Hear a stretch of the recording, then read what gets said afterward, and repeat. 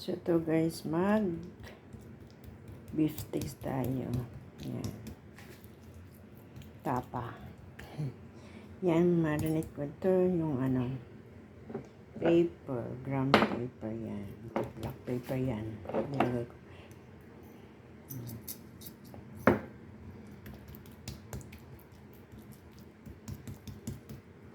And the oregano.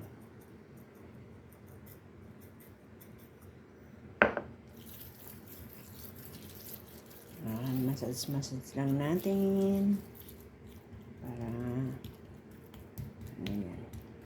Tapos ko ng yan guys sa isa, diba?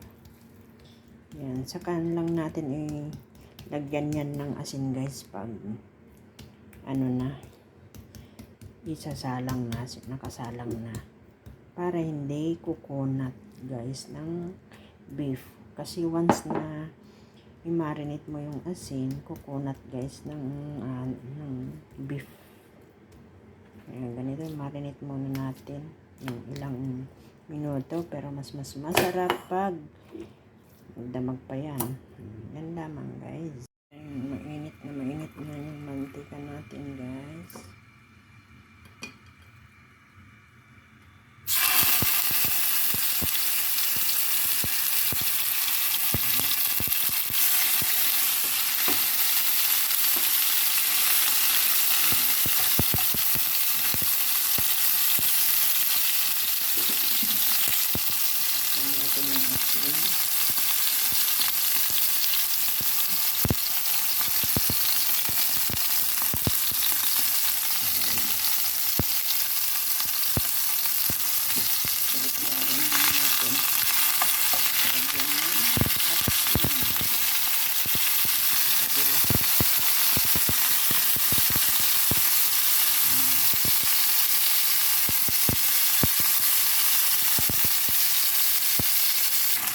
Ito na guys, ilagay na.